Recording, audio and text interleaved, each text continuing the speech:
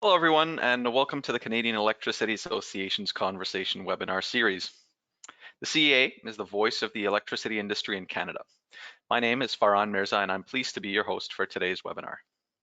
The Conversation series features presentations from CEA's corporate partners, and the series will highlight a variety of Canadian and international solutions to current and future challenges faced by the industry.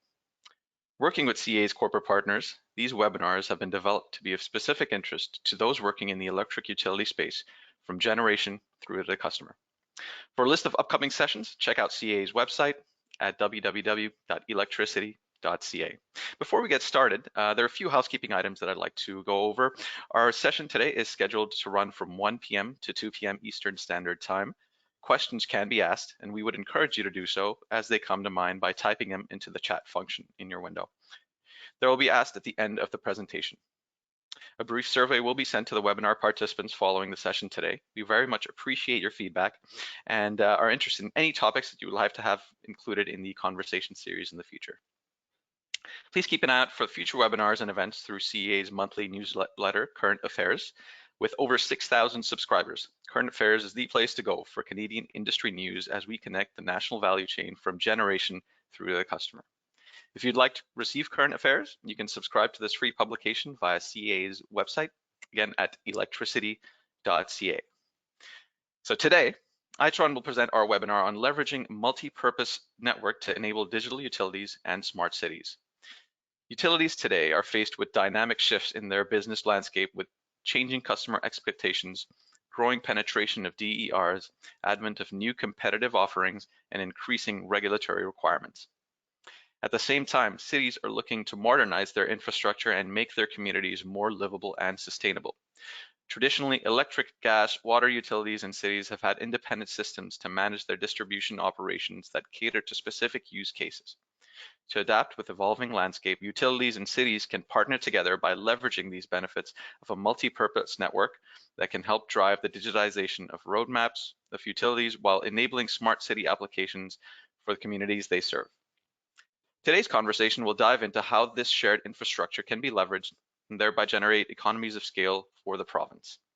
Joining us today are Ty Roberts, Vice President Network Solutions at Itron, and Itai Dadon, Global Head Smart Cities at Itron. Gentlemen, welcome to today's conversation webinar series. And Itai, I'll transfer the webinar over to you to start us off.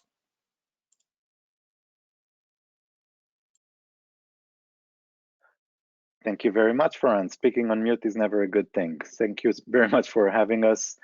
Delighted to be here today and to talk about this topic. And really, I wanted to first remind us a little bit, Itron is a company that has a deep and very meaningful purpose, that for me is extremely important, which is to really how to make the world more resourceful. And more mindful of the resources that we have by providing tools and technology and services to help utilities and cities around the world to better manage their energy resources and water. And that task is becoming more difficult as we go along. And one of the things that are making it a little bit more challenging is the climate change. As 2020 was not an easy year, and we had a lot of other challenges, but we must not forget that the climate change process is still going on, and in fact the rate and the frequency of natural disasters happening because of it is growing in an exponential way. We've grown to about 400 disasters per year, major disasters per year, which is about 4 times more than what we used to have during the 70s. If we look, I was in a panel with the mayor of Miami recently, and he was talking about the impact of a hurricane in the tropical storm Eta, and then I realized that we had to start using Greek alphabet letters because we were just out of other, letters in our normal alphabet for disasters, and that's by itself is a sign. And last week we also saw in Southern California utilities shutting down power to prevent wildfires in December, which is kind of crazy.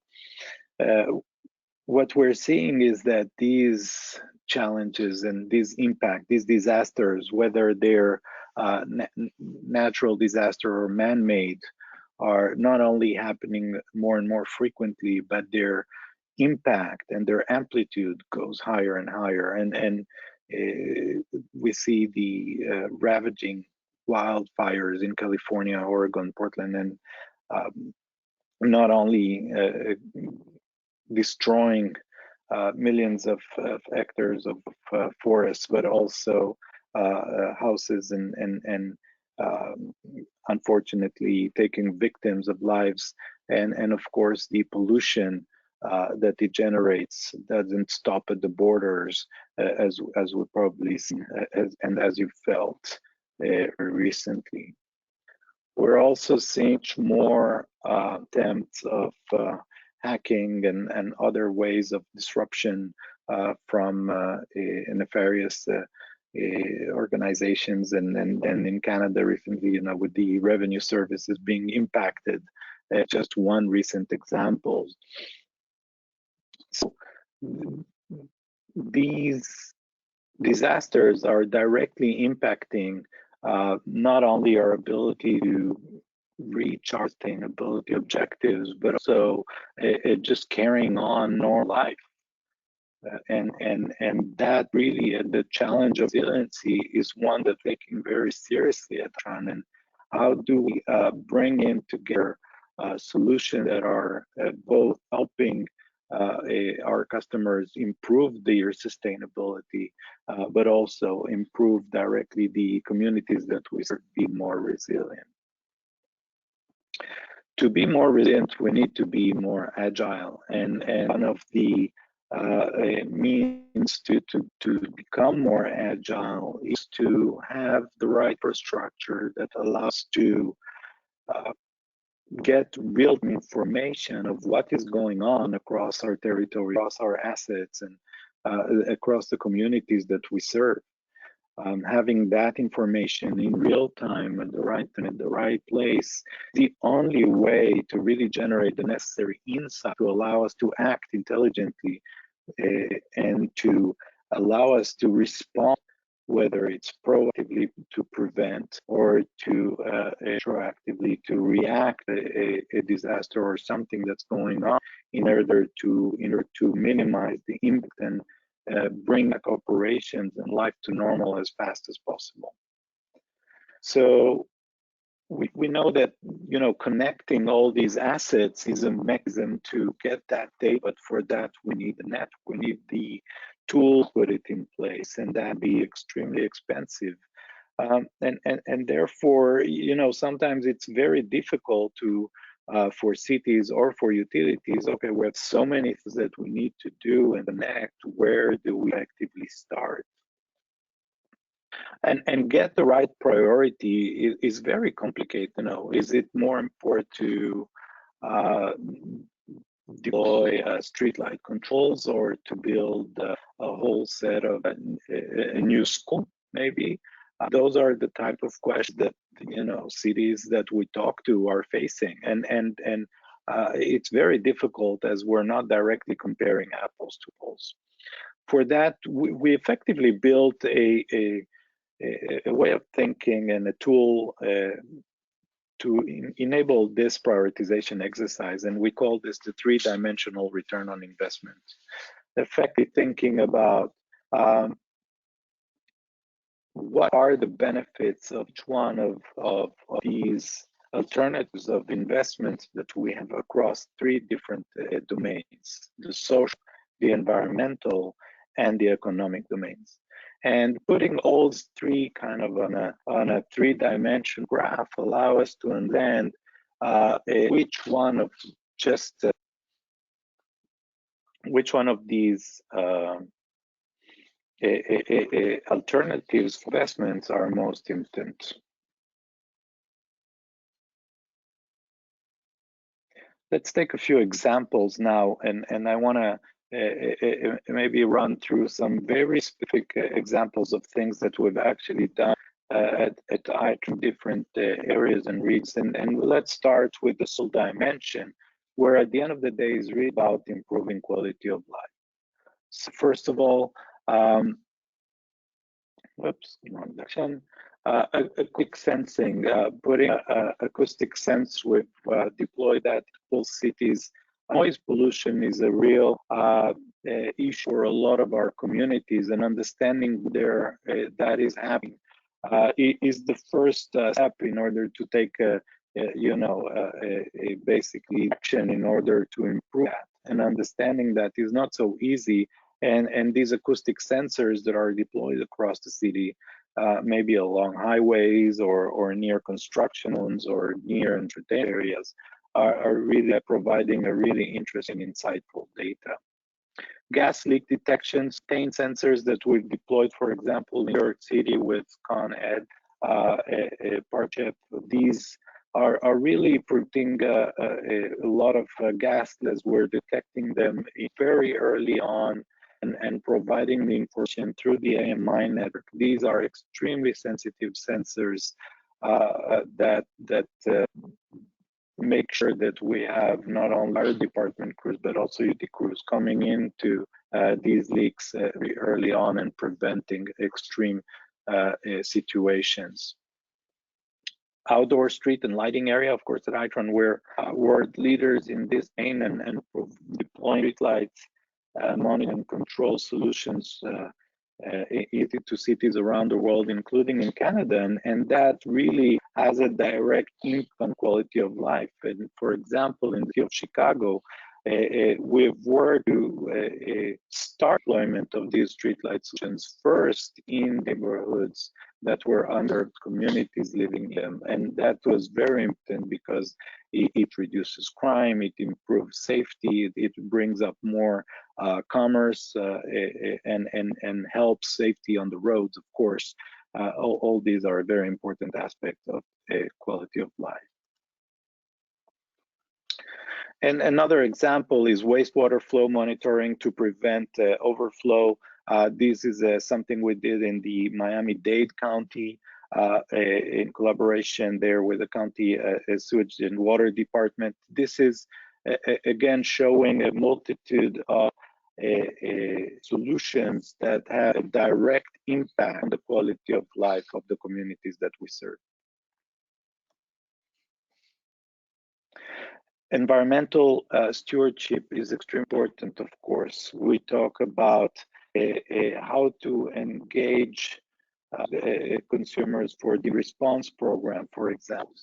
These sewage overflow protection, of course, have a very important environmental positive impacts and benefits. Pressure monitoring and conservation of water are front and center of our portfolio and mindset, and really bring tremendous results to cities as we provide a proactive water leak detection in the infrastructure and avoid tremendous loss of this important resource.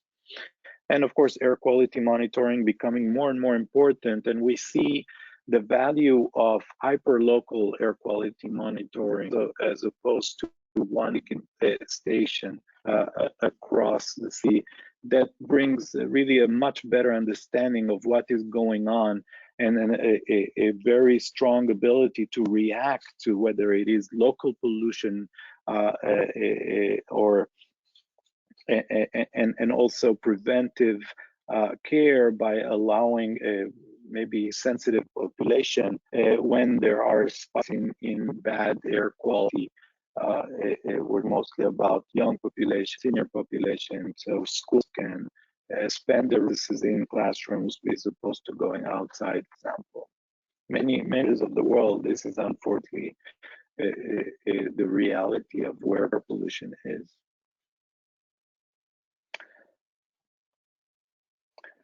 And of course, all this cannot happen if there is not a very, very solid economic ground upon which all these solutions have to stand. And these solutions really have the benefit of not only improving the structure, but also reducing the cost. They're all the way to the end users, the citizens, to have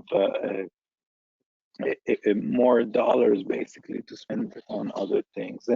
And we see that through a lot of solutions around our grid management and distributed energy resources, to improve the management of these grids that are becoming more and more complex, as you all know, of course. Improving traffic, of course, the first thought is that this is an amazing environmental benefit, but that reducing traffic times in a city also has a tremendous economic benefit. And as people spend more time working or shopping or with their family instead of stuck in traffic jams on the roads. Smart metering, of course, level wastewater monitoring, and here, just to go back to the example of Miami-Dade County, we each one of these overflow events of the sewage carry, at least in Florida and the US, a very strong fines from the EPA agency, and therefore avoiding those have a very positive economic impact on the utilities.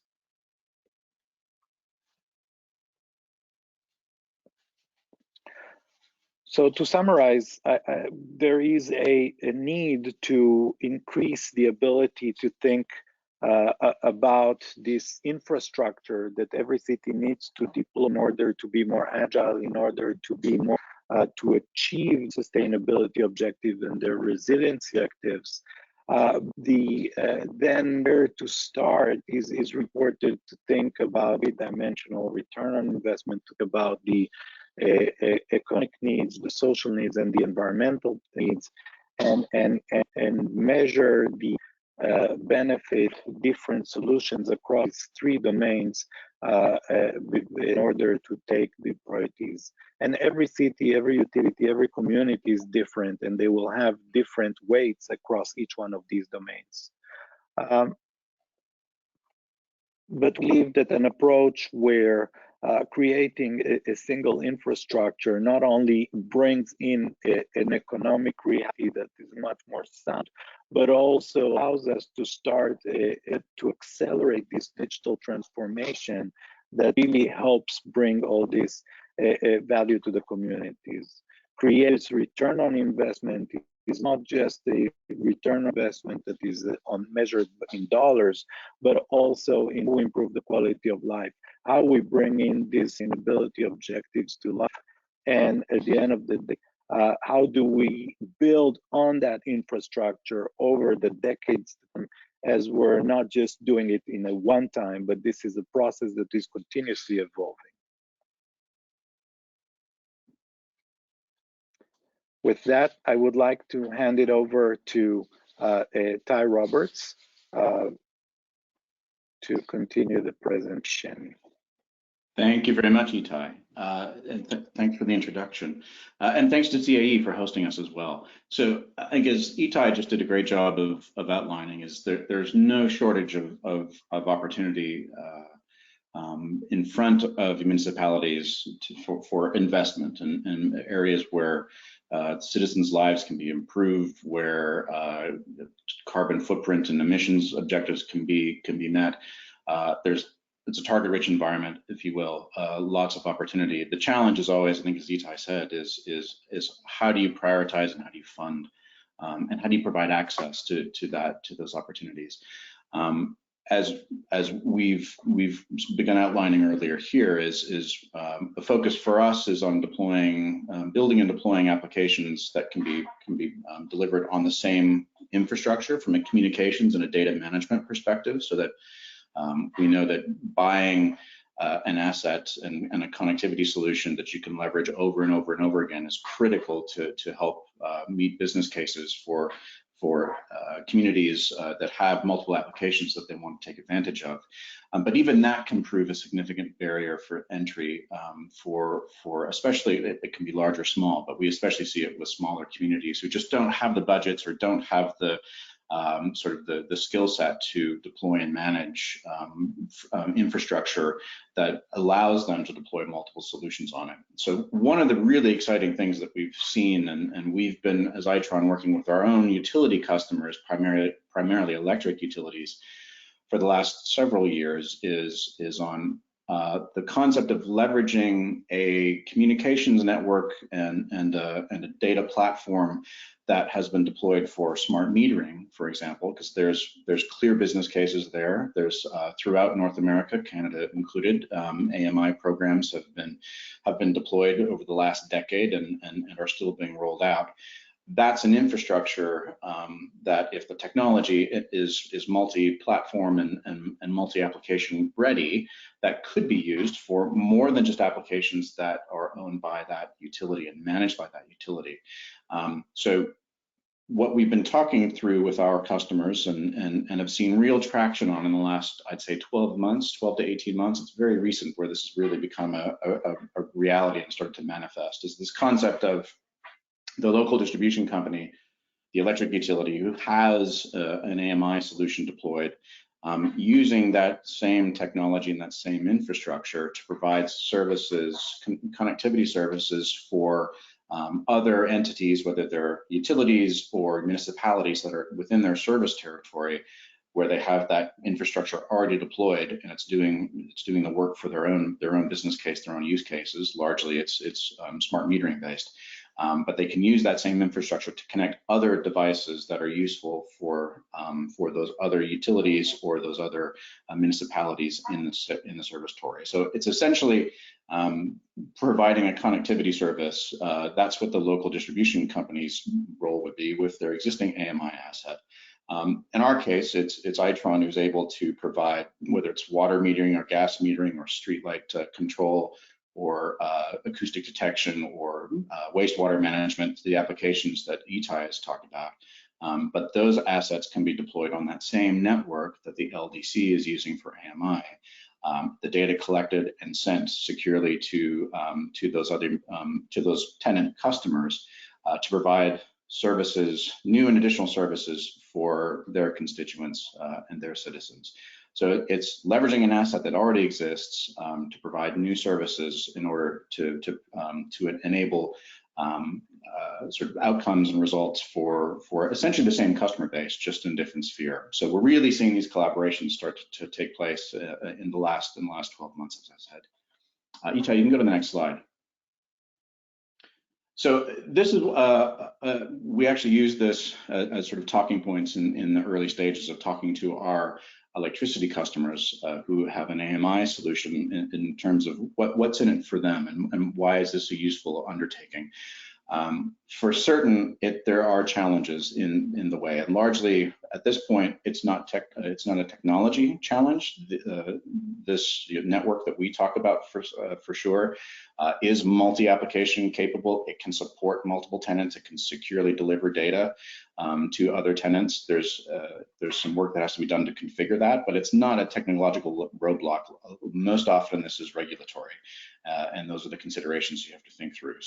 So providing services using an infrastructure that's paid for by the rate base to provide other services is a delicate proposition, but that's really the nut that we're seeing being addressed at this point. So these are the points that we talk through with our customer base on why they should be considering it and why they should be looking at it.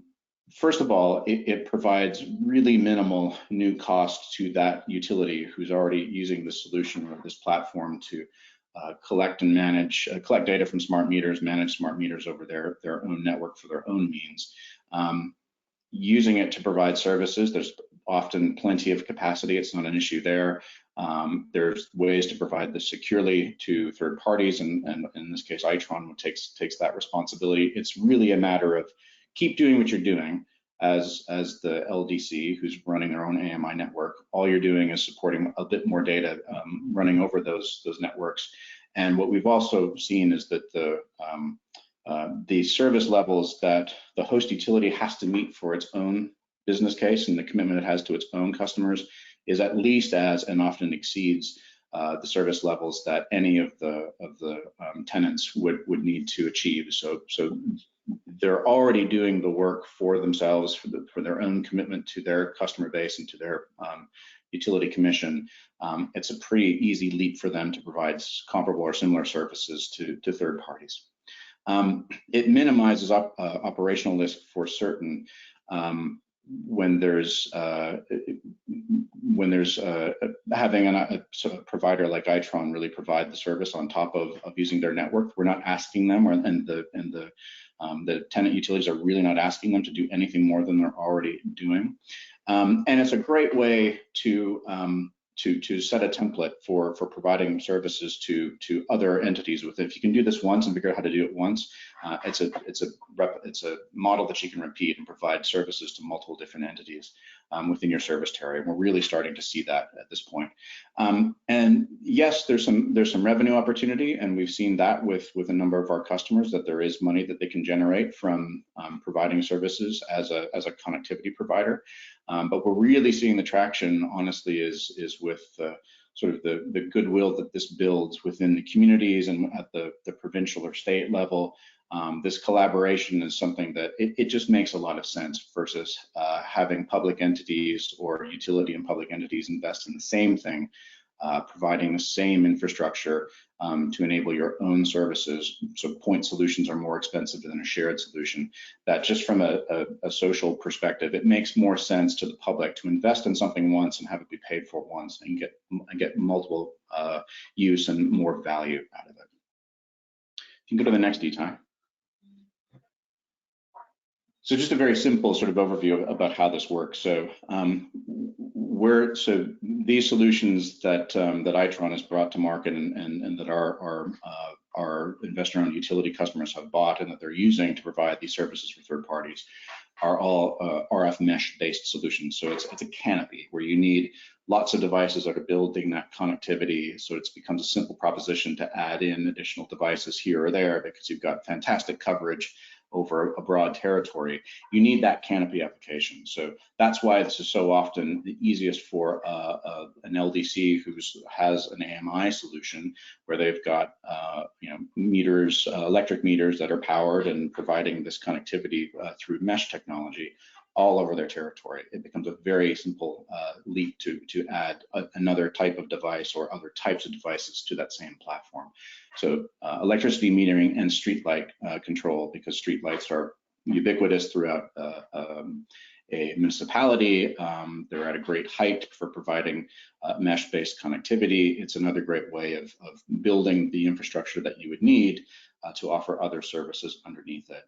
And Itai has talked through a number of these already, but there's lots of different applications that are useful either to the utilities or to municipalities that then can be added to that infrastructure. You can go to the next Itai. So this is the very simple sort of illustration of how this can work from a sort of a multi-tenancy perspective. So in the red, these are the assets that would be owned by the host utility who's running, whether it's a smart city application or a streetlight control application rather, or an electric AMI network.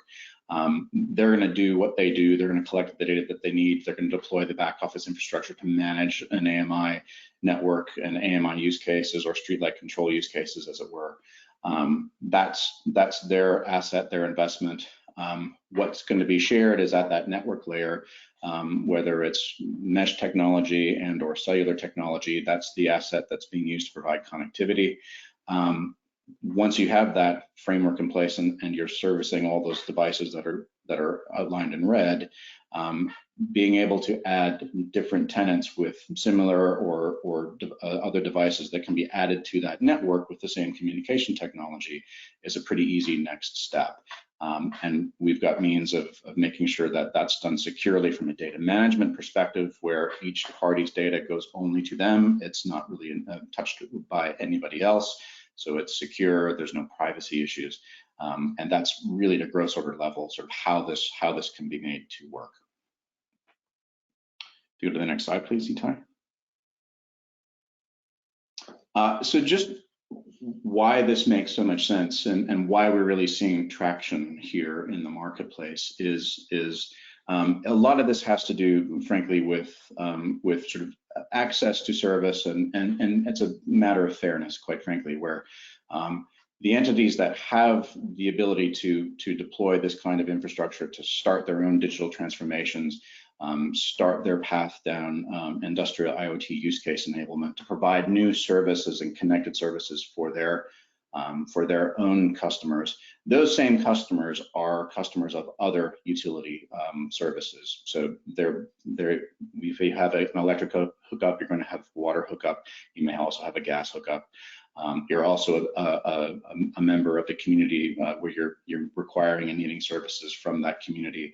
If that infrastructure exists and can be justified by one of those service providers, it cannot always be ubiquitously justified by everybody else or the smaller service providers. So it's really about providing access and the ability for other service providers to really join this sort of digital revolution and provide services in a consistent way to the community members who really, at the end of the day, frankly, don't care how many different service providers are working on their behalf. They want to get the best service possible, and if we can provide consistent levels of service across different commodities, then that's only beneficial for the consumer.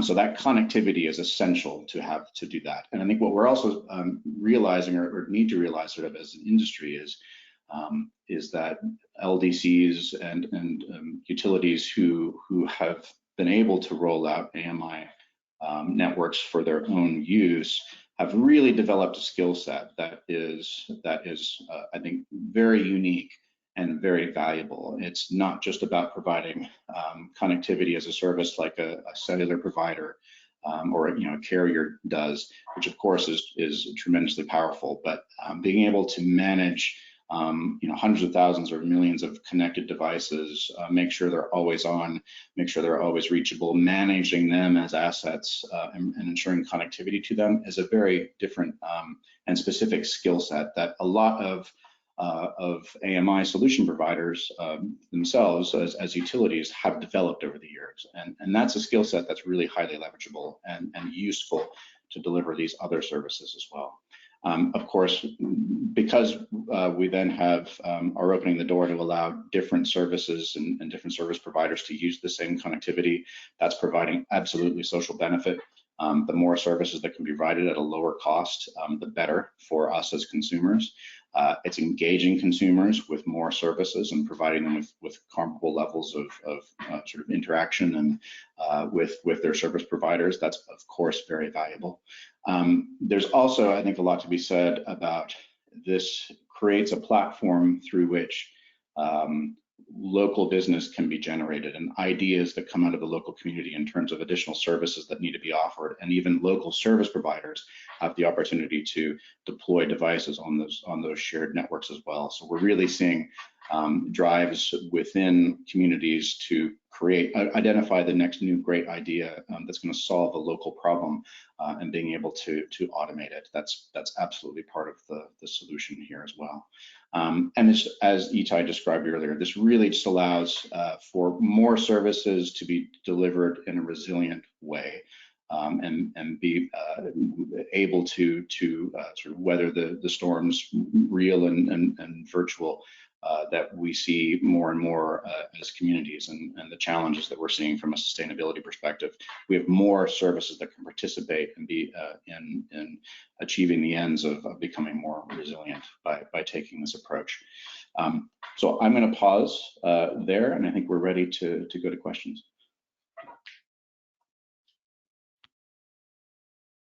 Excellent. Thank you so much for that excellent presentation, Ty, and Itai as well. Itai, if you'd like to join us on screen as well, we can get going on our Q&A session. It was really fascinating to learn about how and why utilities should look at sharing network services and really the benefits it can provide. Just a reminder to our audience, if you'd like to type in any questions into your chat screen, that would be great, and we can filter them over to our presenters as we receive them. To start us off, guys, can you tell us a few examples where you see this type of shared network model working well? Yeah, I can dive in there. So as I said off the top, Ferran, this is a new concept in terms of, well, it's not a new concept, but it's in terms of the execution of it, and the collaboration becoming tangible is reasonably new. A great, very recent example is in San Antonio, Texas. We have a customer of ours, an existing customer of ours, CPS Energy, who has an AMI solution that they've deployed, is going to be collaborating with Itron to provide a smart water solution for for SAWS, which is the water solution provider for or the water provider for City of San Antonio. So this is the first real case of an actual contract being put in place and being executed, and an agreement to move forward. There's a number of others that we're working on right now with between the two different parties that we're going to be able to talk about in the very near future, rather the near future, in probably January, February of next year. But San Antonio is a very good, timely, recent example. Awesome, thank you. Right, and just to add to that, of course, that the same network in San Antonio is used. Of course, the core tenant there was the AMI, as Ty said, with the electric and gas, and then expanding into water, and also into smart city applications such as streetlight control, water level monitoring, noise pollution, smart parking, air quality monitoring. There is a really the number of application is growing almost by the week there, which is extremely interesting. And the appetite comes, as the more they see things connecting. And there's an integration level both at the network level, which makes it economically very interesting, and aesthetically very interesting. Also, they list this antennas across the city, but also at the data level, bringing all this information together to one place, it creates suddenly an opportunity for a lot of insights that they didn't necessarily have before. How does the traffic correlate with the air quality and with the noise, for example, is a very interesting just tidbits of insights that suddenly, when all this data is coming to one place, we have access to, and we're really unfolding. Fantastic, thank you very much, guys. So one of the questions we had coming in, does Itron offer a solution that is WISUN FAN compliant? Yeah, yes, we do. So we're one of the original members of the WISUN Alliance, and have been for a long time, helping develop that specification. So we have certified products on the first release of that specification today, and are contributing to the evolution of that as well. So yes, we are. Awesome. And can non-Itron AMI networks be tied into the Itron solution as well? So what I'll say there is there's non-Itron devices. So not every meter has to be an Itron meter, for example, and in many cases it's not. So we've integrated the connectivity of the solution into many other device providers' devices, including meter providers. So in that way, it's quite open, and that's a real tenet of ours, is that we are enabling solution providers of many stripes to be able to join the ecosystem and deploy their solutions over the same network. Fantastic, thank you. Can the noise detection capability be used by authorities if they get noise-related complaints? Of course, it's typically those that get the complaints ask for it. Otherwise, it's it's rare that it's a truly proactive measure. It's typically because they know there are issues with noise pollution that we see the need to deploy them. Awesome, thank you. Any issues to date with rate basing non-specific utility required features? That's a great question, and that's kind of at the heart of the challenge that I noted, that's no longer technology based, but it's regulatory. Is a regulated entity like an electric service provider providing a service that's not directly electric service connectivity to their and delivering electricity to their customer base is how do you account for that? So this is where we've had, and this is where we're really starting to see sort of changes at the public commission level or at the provincial and state level to allow these kinds of collaborations to happen. And that can be sort of allowing the host utility to collect fees for providing connectivity services and making that acceptable. Also sort of encouraging, having provinces, states, or counties really provide, create a mandate to encourage the sharing of infrastructure. We're seeing more of that. So there's really a loosening of the regulatory sort of knot that we've seen that's prevented these kinds of collaborations happening before. That's really why they're starting to happen at this point, is because the regulatory environment is existing to allow that to happen. That's not ubiquitous. I think that's important to say, is some places are ahead of others. But the riddle has been solved in enough places where I think there's becoming clear references for utilities and municipalities to point to and go speak to different jurisdictions to learn what they've done and how they've overcome that challenge. But it's happening more broadly at this point. Fantastic, great answer, thank you. What is the most popular non-utility specific application, do you guys say? I would say that from the smart city side, this is we're seeing a lot of interest in a few critical domains. The first one is around transportation, whether it is for traffic monitoring and pedestrian monitoring, understanding the situations on the roads. This is quite prevalent and global. Then we see a rise in demand for air quality monitoring in Asia. It's been a while, and now, and it is also gaining a lot of traction here in North America. And smart parking is another application that is getting a lot of interest because of it has a very strong impact on the transportation. First of all, you know that in downtown areas, about a third of the traffic during peak hours is people looking for a parking spot. So it's basically people turning around and using the medieval method of finding a parking spot based on luck, we have solutions today with partners, amazing partners that really help solve that problem and tremendously impact the traffic situation, but also the whole experience of what it is to look for a parking spot and pay for a parking spot. So the more people, the better that experience is, the more people will pay for parking, and then the more revenue for the city. Of course, the more efficient there will be in terms of how they manage their parking spots, and they can start thinking maybe about the variable parking rates depending on need, etc. So there is an opportunity for an increased revenue and improved quality of life, and of course environmental significant carbon reduction. So all these make this solution quite attractive. But all in all, I would say that every community is slightly different.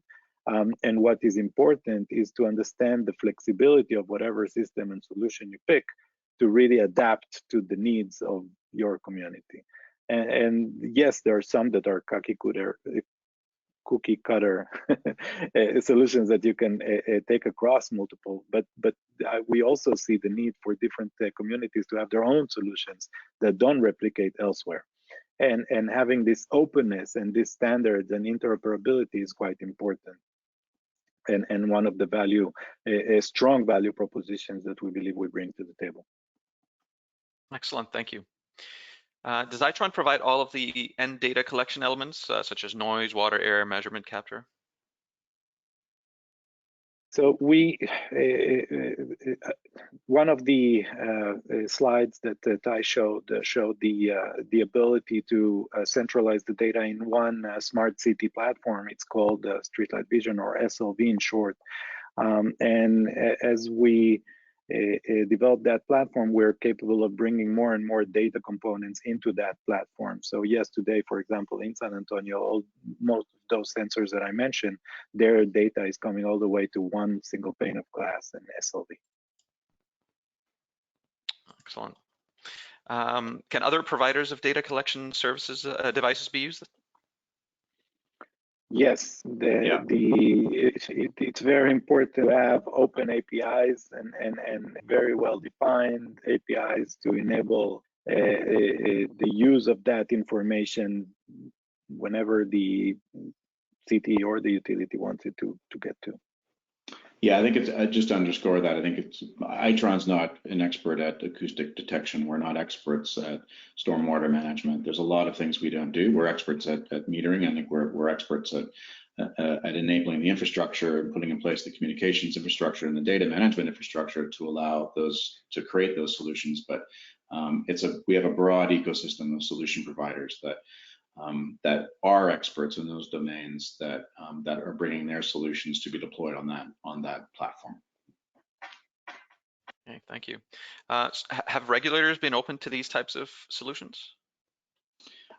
So I think yes, I think that's where it's a mixed bag, I'd say, in terms of where different regulatory bodies are in their acceptance of this and their allowance of this kind of platform sharing and infrastructure sharing. But the trend clearly is that they're becoming more accepting of it. And we're seeing that we're now seeing real contracts being signed, agreements between different utilities of different types, municipalities across municipality, et cetera, where we're really seeing these relationships become formal and real and contractual, and that's because they're becoming more accepted by regulators, for sure.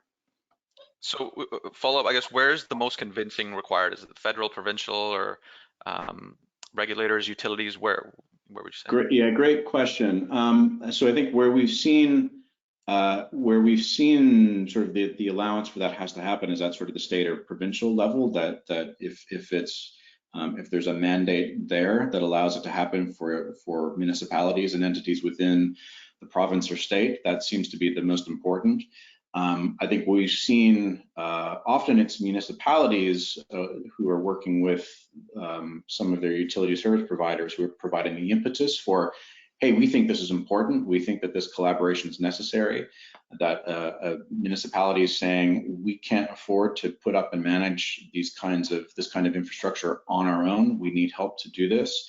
And since these guys have already done that, we think we can get benefit from it. So it's a bit more grassroots, the drives and the push behind it, but I think it has to really manifest at the province and state level.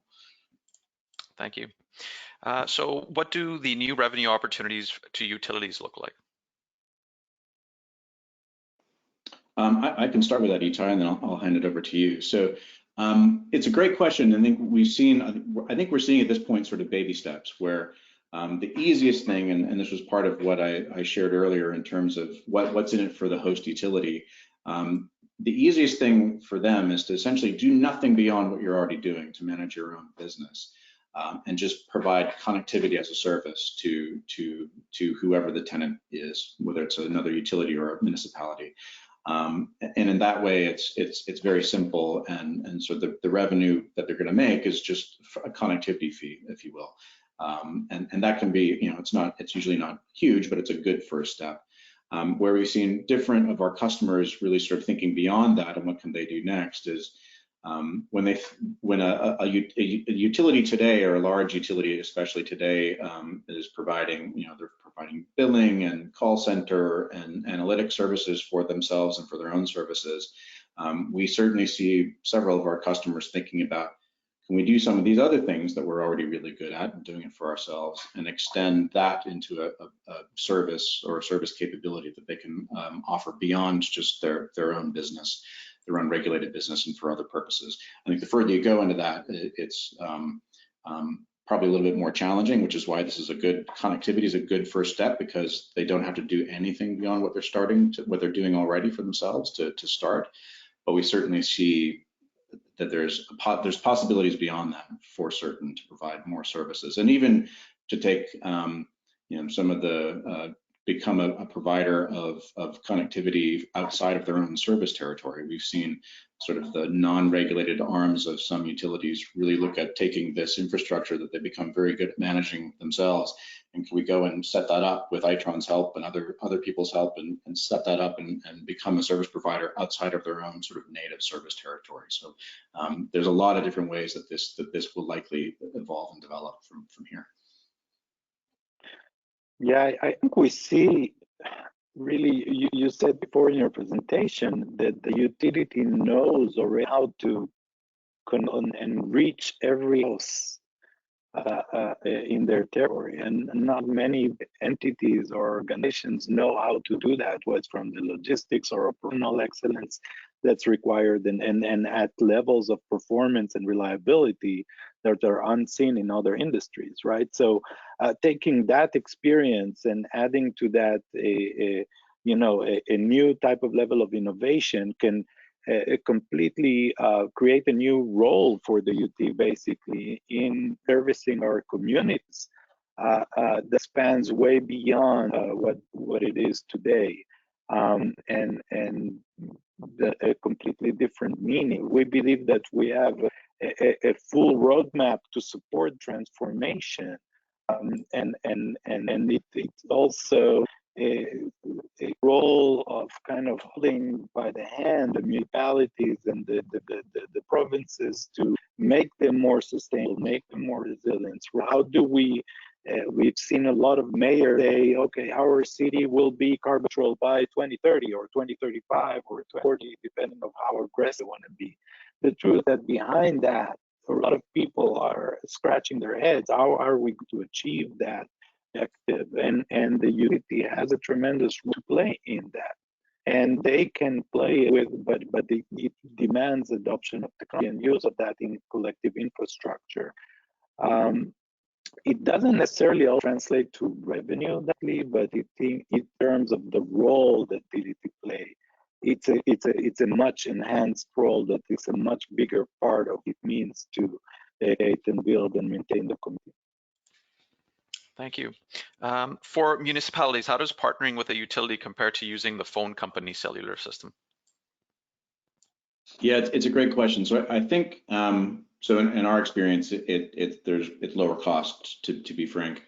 But I think it's also where there's a level of service that I think they can take more comfort in, that they know that if they're using the same infrastructure that a larger utility with higher levels of service that they hold for themselves, that they trust that utility, if there are outages or if there are equipment issues, or if there are challenges in delivering service, that they themselves are mandated to correct the issue and restore service very, very quickly. And that's really above and beyond what typically a carrier or a phone company would need to provide, or would contract to provide. So there's a safety in knowing that if it's good enough for them and their own business, then I can trust that it's going to be good enough for me.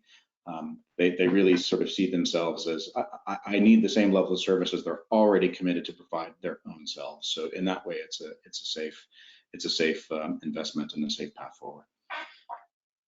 Excellent, thank you. So AMI data volume can be very high. What is the data volume impact of adding in all of these additional devices for air, water, noise, etc.? Yeah, it's a great question. I'll take a stab at that, and then Itay can chime in for sure.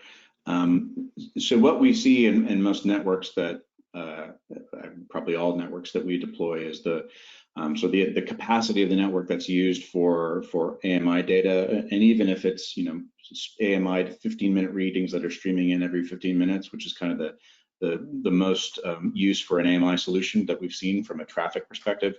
It's very low capacity. We're not using, that's going to be less than half always, maybe close to 25% of the traffic that the network itself is capable of. So most of these other applications that we've talked about are far, far less intensive in terms of traffic that they're putting on the network itself. So we really haven't seen that become a challenge. There could be pockets where you need to shore up some connectivity here or there to ensure that you've got you've got a ubiquitous level of service that you can achieve. So there might be the need to add another takeout point here or there, but it's very, very minimal, very small. These sort of current day networks that we're deploying are very capable in terms of the capacity that they have. What's interesting to add is that, well, the experience that we have gathered around the decades on connectivity and managing those networks is important, because then we can really map the right infrastructure and the right connectivity technology to each use cases. But one of the things we've seen, for example, is that when we've added, for example, streetlight controls to an AMI network, what has effectively happened is that we improve the performance of the AMI net on the mesh side, and really help the latency in the system and improve the overall performance. So that was very interesting. Great, thank you. So would it be appropriate to refer to this solution as an overlay on an AMI network? It's in some cases it is, but it's mostly an enhancement or a reinforcement of that same network, I would say. Perfect. So we're just about at time. I might have a quick time to ask one or two more. So what applications are best suited for cities to start leveraging a utility smart metering or a smart streetlight network? So I can start with that. So I think as noted earlier, both of those, so smart metering, electric smart metering, or streetlight management, are both fantastic first tenants, because especially with the mesh technology, where it's all about, the connectivity is essentially built into every communicating device, and the more communicating devices you have, the stronger your network is going to be. So because electric meters sit on the side of every premise, every home, every business, that's a great way to build a canopy solution. Because streetlights are pretty ubiquitous throughout the city, and they're 15, 20 feet in the air, that provides terrific coverage throughout the city as well. So both of those are great places to start. If you do the two together, as Itai said, that just provides all the more value. But both of those they're really both viable first tenants to build from there. And let's see if we can ask one more. What are some shared network regulatory considerations for both the host and tenant organizations? Yeah, great question. So, and I think it'll vary depending on the jurisdiction.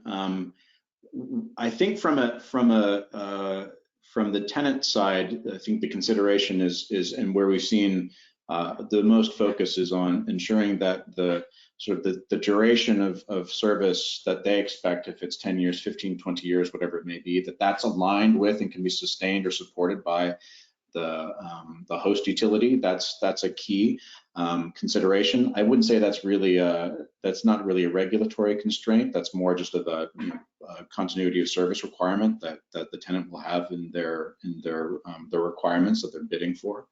I think the more the concern is on the host side, and if this is an asset, well, I think all of these assets are part of a regulated business case with a regulated rate of return.